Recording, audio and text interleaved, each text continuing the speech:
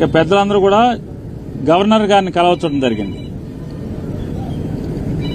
Counting అయిపోయిన తర్వాత, ఎన్నికల లెక్కింపు అయిన తర్వాత ఈ ఆంధ్రప్రదేశ్ రాష్ట్రంలో జరుగుతున్నటువంటి బీహార్ తరహా కిరాతకాలు, బీహార్ తరహా హింసా రాజకీయాలు ఇవన్నీ కూడా గవర్నర్ గారి దృష్టికి తీసుకెళ్తామైంది.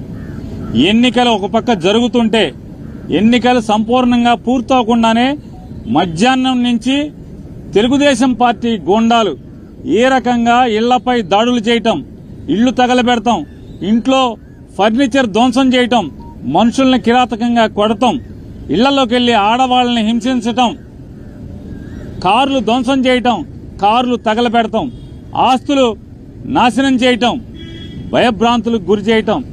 అంటే తెలుగుదేశం పార్టీ అధికారంలోకి వస్తే ఎర్ర పుస్తకంలో, అంటే ఎర్ర పుస్తకంలో ఏం రాసుకున్నారా అంటే మేము హింస కోసమే, ఈ కక్ష తీర్చుకోవడం కోసమే, మాకు వ్యతిరేకంగా వైఎస్ఆర్ కాంగ్రెస్ పార్టీ ఎవరు జెండా పట్టుకుంటే వాళ్లనల్లా కిరాతకంగా హింసిస్తాం, వాళ్ళ ఆస్తులు ధ్వంసం చేస్తామనేటువంటి దానికోసమే అధికారంలోకి వచ్చినట్టుగా ఇవాళ వాళ్ళు ప్రవర్తిస్తున్నారు. ఇవన్నీ గవర్నర్ గారికి చెప్పినప్పుడు ఆయన ఆశ్చర్యపోయారు. ఏంటి ఇంత కిరాతకంగా జరుగుతుంటే పోలీసు పట్టించుకోవట్లేదా అని చెప్పినారు. వాస్తవం సార్, ఇది ఒక్క ఎఫ్ఐఆర్ కూడా నమోదు కావట్లేదు. వెళ్లి పోలీస్ కంప్లైంట్ ఇచ్చినా, ఫోటోలతో వీడియోలతో ఇచ్చినా కూడా ఆ వీడియోలన్నీ కూడా గవర్నర్ గారికి ఇవ్వడం జరిగింది. ఇంకా ఎక్కడెక్కడైతే జరుగుతున్నాయో అన్నీ చెప్పడం జరిగింది. ఆఖరికి ఈరోజు మీతో మాట్లాడటానికి వచ్చే ముందు కూడా నూజివీడులో ఒక కౌన్సిలర్ని నడి బజారులో పట్టపగలు స్టాబింగ్ చేయడం జరిగింది. కత్తులతో వెంటపడి పొడవటం జరిగింది.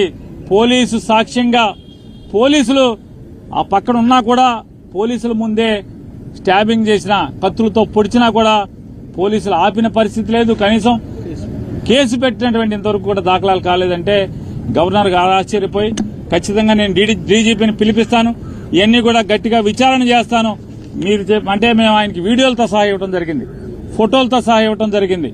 అవన్నీ కూడా ఆశ్చర్యపోయి అన్ని కూడా మేము ఫోన్లో కూడా కొన్ని చూపించాం, వీడియోలు ఎలా ఉన్నాయో. ఇంకా మా దగ్గర చాలా వీడియోలు ఉన్నాయండి అని చెప్తే అవన్నీ కూడా మా సెక్రటరీ గారికి పంపించండి, నేను చూస్తాను, వెంటనే యాక్షన్ తీసుకుంటాను. పోలీసుని గెలిపోవటంలో అనేవి సహజంగా ఉంటాయి, కానీ ఈ రకంగా కిరాతకం, ఈ రకంగా హింసా ప్రవృత్తి, ఈ రకంగా విధ్వంస ధోరణి అనేది చేస్తే ఇంక ప్రభుత్వం ఎలా ఉన్నట్టా లేనట్టా, ఇది డెమోక్రసీ కదా అని చెప్పి ఆయన చెప్పడం జరిగింది. ఆయన కూడా సోదాహరణంగా వివరించాం. ఇంకా ఎక్కడెక్కడ సంఘటనలు జరుగుతున్నాయో, ఎక్కడెక్కడ అన్ని వీడియోల్ని, ఫోటోల్ని అన్ని ప్రతిదీ కూడా ఆయనకి పంపిస్తామని చెప్పాం. ఖచ్చితంగా పంపించండి, నేను యాక్షన్ తీసుకుంటాను, కంట్రోల్ చేస్తానని చెప్పని చెప్పారు. అలాగే ఆంధ్ర రాష్ట్ర ప్రజలకు కూడా తెలియజేస్తున్నాం, గవర్నర్ గారికి ఏది చెప్పామో మీకు కూడా అదే చేస్తున్నాం. ఇవాళ అంటే 4వ తారీఖు మధ్యాహ్నం నుంచి ఏ రకంగా తెలుగుదేశం పార్టీ హింస ప్రవృత్తితో చెలరేగిపోతుందో, హింసను ఏ రకంగా ఈ ఆంధ్ర రాష్ట్రం మీద ప్రజ్వలింపజేస్తున్నారో, అంటే వాళ్ళు గెలిచింది ఈ రకంగా ధ్వంసకాండ కోసమా, ఈ రకంగా హింసాకాండ కోసమా ఇవాళ ప్రజలు ఓటేసిందా చంద్రబాబు నాయుడు గారికి, కూటమికి అని చెప్పని మేము మీ ద్వారా, ప్రజల ద్వారా ఇవాళ తెలుగుదేశం పార్టీని, కూటమి నాయకుల్ని హెచ్చరిస్తున్నాం. ఈ రకంగా మీరు ప్రోత్సహిస్తే ఈ సంస్కృతిని, బీహార్ సంస్కృతిని ఆంధ్ర రాష్ట్రంలో గనక మీరు బీజం నాటితే ఎల్లకాలం మీరేం ఉండరు కదా. అంటే ఈ రాష్ట్రానికి కొత్తగా ఏం సంస్కృతి తీసుకొస్తున్నారు మీరు? అంటే ఇది అందుకోసమే జగన్మోహన్ రెడ్డి గారు కూడా ఈ ఎక్కడెక్కడైతే రాష్ట్ర వ్యాప్తంగా 26 జిల్లాల్లో హింస ప్రజ్వలిల్లుతుందో, ఈ భీకరంగా ఈ దాడులు చేస్తున్నారో, ఈ దాడుల్ని ధ్వంసకాండ రచిస్తున్నారు, వీటన్నిటిని కూడా గట్టిగా నిలువరింపజేయడం కోసం, వైఎస్ఆర్ కాంగ్రెస్ పార్టీ కార్యకర్తల మీద ఎక్కడైతే దాడులు జరుగుతున్నాయో వాళ్ళందరినీ కూడా రక్షించడం కోసం పోలీసులు ఎలాగో ప్రేక్షక పాత్ర పోషిస్తున్నారు.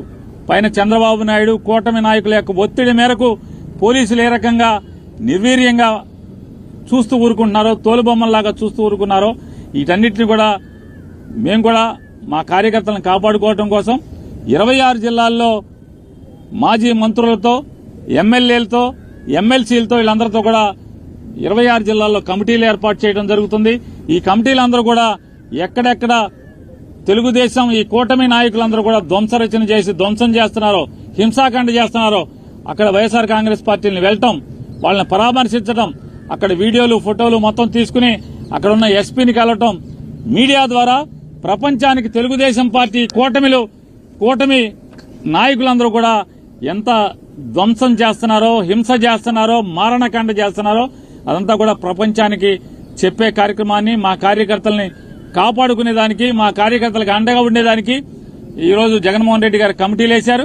ఆ కమిటీలన్నీ కూడా రేపటి నుంచి ఆ కార్యక్రమాల్లో ఎక్కడెక్కడైతే దాడులు జరిగినాయో, దాడులు జరిగిన వెంటనే సమాచారాన్ని అందుకు వెళ్తాం గాని, అలాగే లీగల్ టీంలన్నీ కూడా రాష్ట్ర వ్యాప్తంగా ఉన్న 26 నియోజకవర్గాల్లోని వైఎస్ఆర్ కాంగ్రెస్ పార్టీ లీగల్ టీంలన్నీ కూడా యాక్టివేట్ చేయడం జరిగింది. వాళ్లు కూడా ఎవరైతే రాజకీయ పార్టీ నాయకులతో పాటు వాళ్లు కూడా వెళ్లటం, కేసులు ఎక్కడెక్కడైతే కడతలేదో కేసులు చేసేదానికి కూడా ఎస్పీలను కలవటం, అలాగే ఆ వివరాలన్నీ కూడా మళ్లీ గవర్నర్ గారికి తీసుకొచ్చి ఇచ్చేదానికి కూడా ఇవాళ మేము నిర్ణయం తీసుకోవడం జరిగింది. ఇవాళ మరొకసారి కూటమి నాయకుడైన చంద్రబాబు నాయుడు గారిని కూడా గట్టిగా మేము హెచ్చరిస్తున్నాం. ఈ బీహార్ సంస్కృతిని లేదా ఈ వేటాడే అధికారాన్ని అడ్డం పెట్టుకుని ఈ వేటాడేటువంటి, ధ్వంసం చేసేటువంటి, ఆస్తులు తగలబెట్టేటువంటి లేదా మనుషుల్ని ప్రాణహాని చేసేటువంటి, నరికేటువంటి, కత్తులతో దాడులు చేసేటువంటి సంస్కృతిని ప్రారంభిస్తే ఖచ్చితంగా దీని పర్యవసానాలు అనుభవించాల్సి వస్తుంది భవిష్యత్తులో అని కూడా చంద్రబాబు నాయుడు గారికి హెచ్చరిక చేస్తూ ఇది మానుకోమని చెప్పని, కట్టిపెట్టమని చెప్పని, అలాగే వారిని గట్టిగా డిమాండ్ చేస్తూ పోలీసును కూడా, అధికారులను కూడా మేము డిమాండ్ చేస్తున్నాం.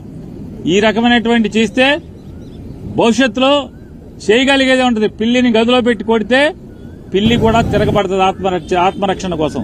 ఖచ్చితంగా వైఎస్ఆర్ కాంగ్రెస్ పార్టీ కార్యకర్తలను కాపాడుకుంటాకి మేము కూడా తిరుగుబాటు చేయాల్సిన పరిస్థితులు వచ్చేదాకా తీసుకురాబాకండి అని చెప్పని కూడా వారికి తెలియజేసుకుంటూ, గవర్నర్ గారు గట్టిగా చెప్పారు, పోలీసుని పిలిపించి వీటన్నిటి మీద విచారణ చేయిస్తాను, ఈ ధ్వంస రచనని, ఈ హింసాకాండని కంట్రోల్ చేస్తానని చెప్పని కూడా గవర్నర్ గారు చెప్పడం జరిగింది.